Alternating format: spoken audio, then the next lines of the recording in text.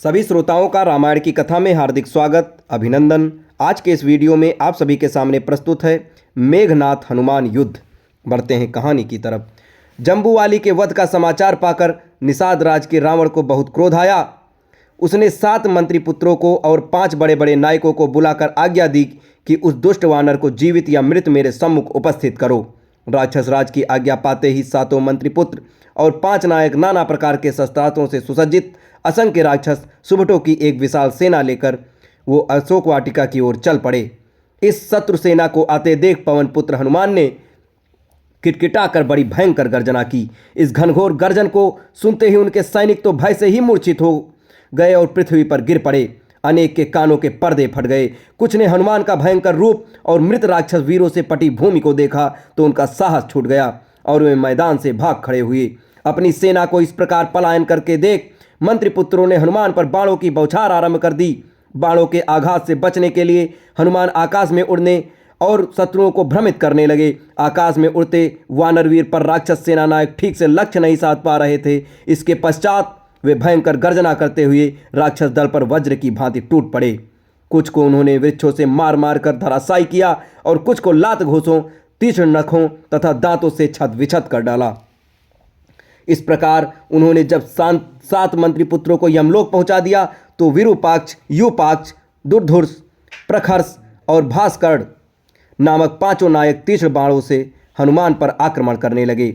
जब दुर्धुर्ष ने एक साथ 5 विषैले बाण छोड़कर उनके मस्तक को घायल कर दिया तो वे भयंकर गर्जना करते हुए आकाश में उड़े। दुर्धुर्ष भी उनका अनुसरण करता हुआ आकाश में उड़ा और वहीं से उन पर बाणों की वर्षा करने लगा। ये देखकर दांत किटकिटाते हुए पवन पुत्र दुर्धुर्ष के ऊपर कूद पड़े। इस अप्रत्याशित आघात को सह न पाने के कारण वह तीव्र वेग से पृथ्वी पर गिरा। उसका सिर फट गया और वह मर गया। दुर्धुर्ष को इस प्रकार मारकर हनुमान ने एक शाखू का वृक्ष उखाड़कर ऐसी भयंकर मारकाट मचाई कि वे चारों नायक भी अपनी सेनाओं सहित धराशायी हो गए।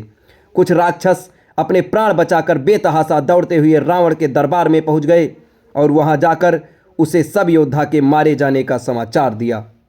जब रावण ने एक अकेले वानर के द्वारा इतने पराक्रमी नायकों तथा विशाल सेना के विनाश का समाचार सुना तो उस पर बड़ा आश्चर्य हुआ और क्रोध आया। उसने अपने वीर पुत्र अक्षय कुमार को एक विशाल सेना के साथ अशोक वाटिका में भेजा। अक्षय कुमार ने हनुमान को दूर से देखते ही उन पर आक्रमण कर दिया। अवसर पाकर जब अंजनी पुत्र ने उसके समस्त अस्त्र शस्त्रों को छीन कर तोड़ डाला तो अक्षय कुमार उनसे मल्ल युद्ध करने के लिए भिड़ गया, परंतु वह हनुमान जी से पार न पा सका। हनुमान ने उसे पृथ्वी पर इस प्रकार उठा लिया जिस प्रकार गरुड़ सर्प को उठा लेता है। फिर दोनों हाथों से बल लगाकर मसल डाला जिससे उसकी हड्डियां पसलियां टूट गईं और वह चीत्कार करता हुआ यमलोक चला गया। जब रावण ने अपने प्यारे पुत्र अक्षय कुमार की मृत्यु का समाचार सुना तो उसे बहुत दुख हुआ। उसके क्रोध का अंत न रहा। उसने अत्यंत कुपित होकर अपने परम पराक्रमी पुत्र मेघनाथ को बुलाकर कहा, हे मेघनाथ, तुमने घोर तपस्या करके ब्रह्मा से जो अमोघ अस्त्र प्राप्त किए हैं उनके उपयोग का समय आ गया है। जाकर उस वानर को मृत्यु दंड दो जिसने तुम्हारे वीर भाई और बहुत से राक्षस योद्धाओं का वध किया है।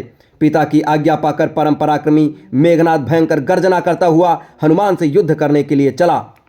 जब तोरण द्वार पर बैठे हुए हनुमान ने रथ पर सवार होकर मेघनाथ को अपनी ओर आते देखा तो उन्होंने भयंकर गर्जना कर से उसका स्वागत किया।